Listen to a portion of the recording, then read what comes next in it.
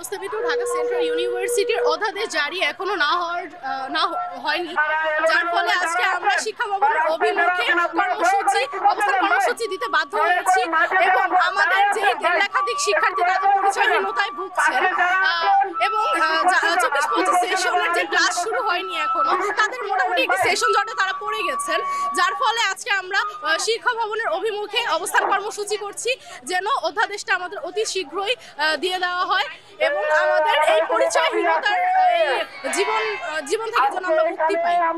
দাবি আদায় না হবে আমরা রাজপথ ছেড়ে যাব না। আমাদের এই কার্যক্রম অনির্দিষ্টকালের জন্য চলবে। আমরা আমাদের অধ্যাদেশ নিয়ে ক্লাসে ফিরবো, আমরা আমাদের অধ্যাদেশ নিয়ে ক্লাস শুরু করবো, পড়ার টেবিলে ফিরে যাব। আপনাদের কোনো প্রতিনিধি শিক্ষা ভবনে যাবেন কিনা বা গিয়েছেন কিনা? আমরা আগে অনেকবার গিয়েছি, আমাদের প্রতিনিধিরা গিয়েছে, কিন্তু আমরা কোনো যৌক্তিক সিদ্ধান্ত পাইনি। সেই জন্য আমরা আমাদের অধ্যাদেশের জন্য আজকে রাজপথে নেমে এসেছি। আমরা 2024-25 সেশন আমরা ইউনিভার্সিটির আন্ডারে পরীক্ষা দিয়ে আমরা অনেক লাঞ্ছনা অবঞ্চনার শিকার হয়েছি। আমরা বারবার তাদের কাছে যাওয়ার পরে, টিচারদের কাছে যাওয়ার পরে তারা আমাদের পরিচয় চেয়েছে, আমরা পরিচয় দিতে পারি নাই। আমরা আমাদের অধ্যাদেশের মাধ্যমে আমাদের পরিচয় নিয়ে ক্লাসে ফিরতে চাচ্ছি।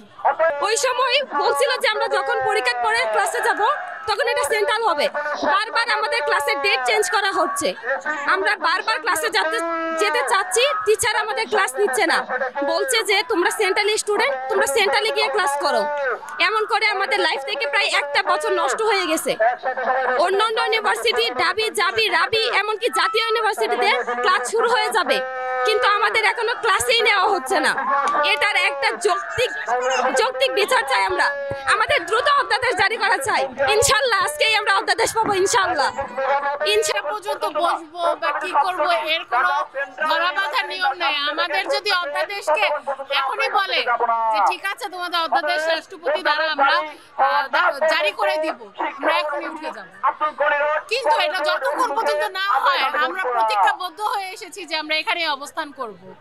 আর বাকি কলেজ, সব কলেজ দেখা যায় যে এক একটা দূরত্ব এক এক রকম, তো তারা অলরেডি রাস্তায় আছে।